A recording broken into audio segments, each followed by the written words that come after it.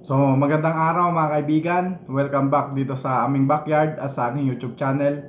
So pag-uusapan natin today, ano ba ang magandang simulan?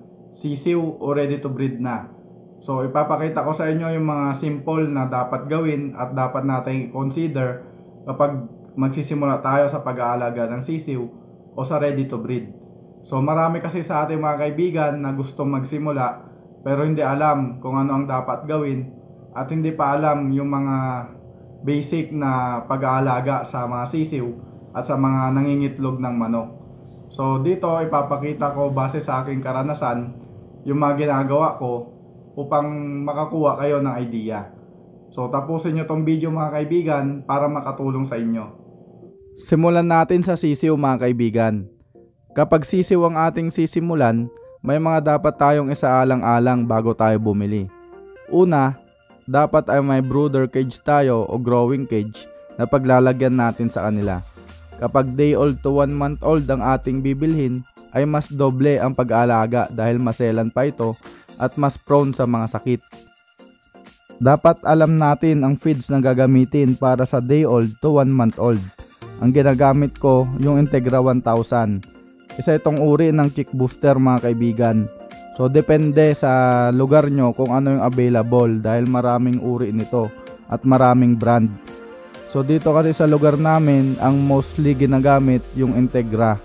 So marami pang ibang klase yan mga kaibigan. Depende na kung ano yung mabibili nyo sa inyong lugar.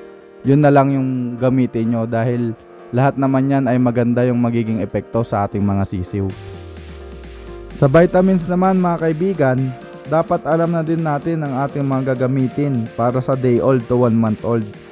Mainam na probiotics ang gamitin natin para gumanda ang microorganism sa kanilang bituka. So base sa aking karanasan mga kaibigan, maganda yung epekto ng probiotics sa ating mga sisiw simula sa day old hanggang sila ay mag 1 month old. Kaya probiotics ang pinakamagandang maibibigay natin sa ating mga day old mga kaibigan ay dahil punong-puno ito ng live microorganism. Kasi kapag maganda ang microorganism sa kanilang bituka, mabilis silang lalaki at mabilis silang mag-absorb ng nutrients mula doon sa pinapakain natin. At dahil doon, gaganda yung kanilang metabolism at yung kanilang immune system na magbibigay ng magandang epekto sa kanilang katawan. So kasi kapag nagkamali tayo ng bigay ng vitamins mga kaibigan, lalo na't maselan yung kanilang digestive system, ay possible na magtai sila at maging dahilan pa ito ng paghina ng kanilang katawan o posible pang ikamatay nila. Dahil dyan kadalasan nagkakamali yung iba nating mga kaibigan at ang laking problema niyan dahil hindi kaagad masusolusyonan kapag nagtae yung ating mga sisiw. Ito mga kaibigan ng example ng brooder. So importante ito para sa mga sisiw lalong lalo na sa day old hanggang sila ay mag 1 month old. Dahil kailangan maibigay natin yung sapat na init na kailangan ng kanilang katawan para hindi sila ma-stress at hindi sila lamigin at hindi sila magkasakit. Sa brooder mga kaibigan, dapat tama yung temperatura na naibibigay natin sa mga sisiw. So ano ba yung palatandaan kapag hindi balanse yung init sa loob ng ating brooder? So una, kapag sila ay nilalamig, ay nagkukumpulan silang lahat sa ilalim ng ating bumbilya. Kapag sila naman ay naiinitan, ay hinihingal sila at yung kanilang mga pakpak ay nakabuka at nakababa. So yun yung mga palatandaan mga kaibigan. Dapat nyong obserbahan at dapat nyong tignan dahil malaki ang magiging epekto niyan sa ating mga sisiw at maaari silang magkasakit at humina ang kanilang katawan. Ganito naman yung itsura ng growing cage mga kaibigan. So para magkaroon kayo ng idea bago kayo bumili ng inyong mga manok, kailangan may ready nyo na yung tamang kulungan para sa edad ng inyong bibilhin. So ang edad na pwede nating ilagay dito, 6 weeks old pataas hanggang mga 4 months old. So depende na sa inyo kung gaano kalaki yung inyong gagawin. Ang importante, nakakagalaw sila ng maayos at hindi overcrowded. So kasi yung mga manok natin hindi na kailangan ng init. Kailangan mapreskuhan sila para mabilis silang lalaki mga kaibigan. Ang feeds na ipapatuka natin sa mga ganitong edad ng mga manok mga kaibigan simula 1 month old pataas hanggang 3 months old, ang ginagamit ko ay yung Sari Manok Broiler Starter. Pero kung wala naman kayong ganyan sa inyong lugar, pwede na yung Integra 2000. So halos parehas lang naman yan mga kaibigan, nagkaiba lang sa brand at doon sa content ng feed.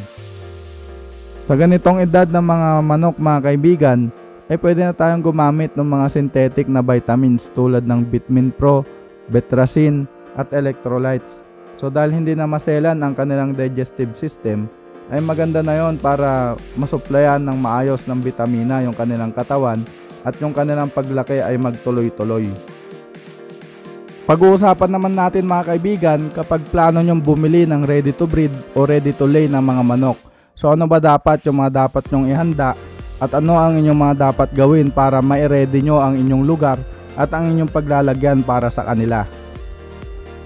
So ito yung bagong gawa na breeding pen namin mga kaibigan. Bali ang sukat nito 4 feet ang lapad, 6 feet ang haba at 6 feet ang taas.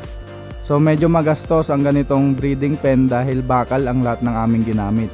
So mamaya ipapakita ko sa inyo yung mga kawayan lang. So mas mura yon para sa mga gustong magsimula at wala pang panggastos ng ganito kagandang breeding pen.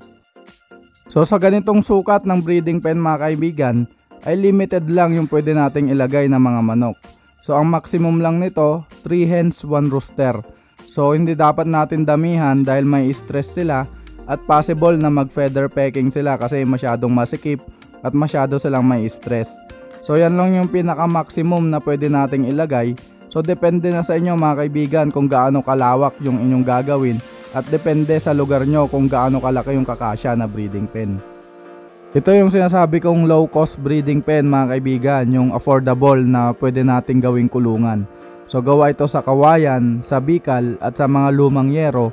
So mas magiging madali sa atin ang paggawa nito dahil mas mura yung mga bibili nating materyales at yung kawayan ay available lang naman yan sa paligid.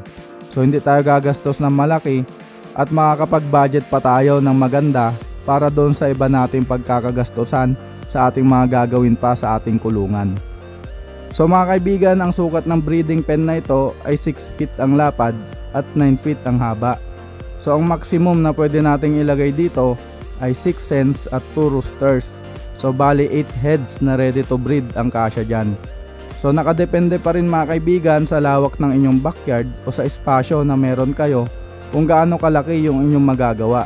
So doon kayo magbase at kalkulahin nyo kung gaano karami ang pwede nyong mailagay. Kailangan pag-isipan ng mabuti mga kaibigan ang inyong gagawing kulungan para hindi mahirapan ang inyong mga manok lalo na kapag sila ay nagsimula ng mangitlog. So kapag ready na ang inyong breeding pen para sa mga bibilihin nyong ready to breed na mga manok mga kaibigan, kailangan meron na kayong incubator kung ang inyong mga bibilihin ay mga heritage breeds dahil hindi sila naglilimlim. So importante na may naka-standby na incubator para kapag nagsimula na kayong mag-ipon ng itlog ay may paglalagyan kayo. So depende na lang kung may mga native chickens kayo, so doon nyo ipalimlim, pero mahirap kasi yon dahil chechempuhan nyo kung may maglilimlim sa inyong mga native. So mas maganda pa rin na may incubator tayo para yung pag-iipon natin within 7 days ay maisalang kaagad natin sa incubator at hindi masayang. So mas maganda na may personal kayong incubator kaysa yung magpapa-incubate kayo sa ibang tao o sa hatchery dahil mas maganda na namomonitor nyo araw-araw yung mga itlog. So dahil dyan matututunan nyo kung ano yung mali at ano yung kulang sa inyong mga breeders, kung kulang ba sa kondisyon, kulang sa vitamina para makapag-adjust kayo sa susunod na salang. So yan yung isa pang dapat yung paghandaan mga kaibigan, yung incubator para sa inyong mga breeders. Sa advantage at disadvantage naman tayo mga kaibigan. So simulan natin sa sisiw. So ang advantage sa sisiw, so mapag-aaralan natin habang sila ay lumalaki, makakagawa tayo ng feeding program at vitamins program habang sila ay tumutungtong sa kada edad. So pagdating sa 1 month old hanggang sila ay mag ready to breed. So maliit lang din yung initial na ilalabas nating puhunan dahil sisiw lang yung ating bibilhin. So hindi pa naman sila ganun kalakas kumain at yung kanilang vitamins ay hindi pa ganun karami yung ating bibilhin.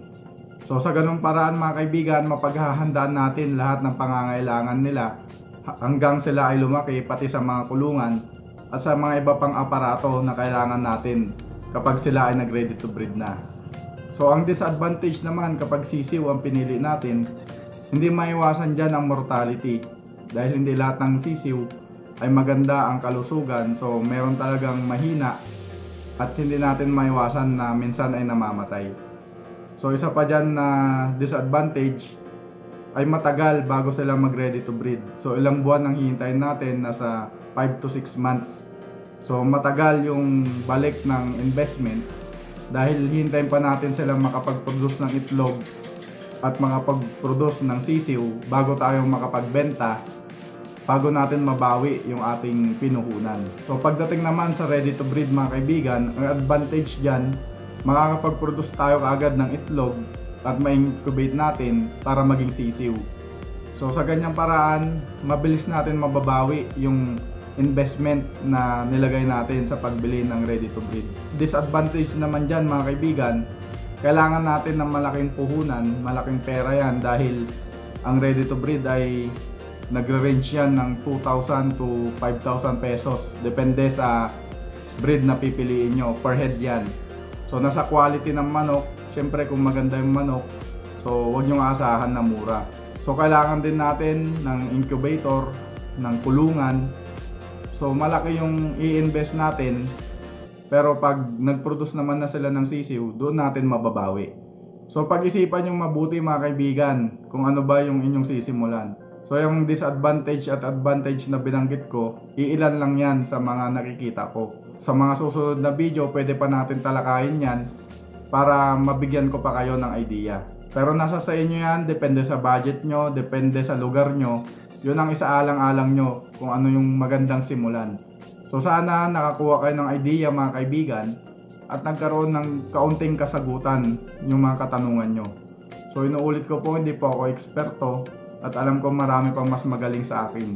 So yung mga sinabi ko po ay base sa aking karanasan. So maraming salamat sa inyong panunood mga kaibigan. Hanggang sa muli, God bless us all.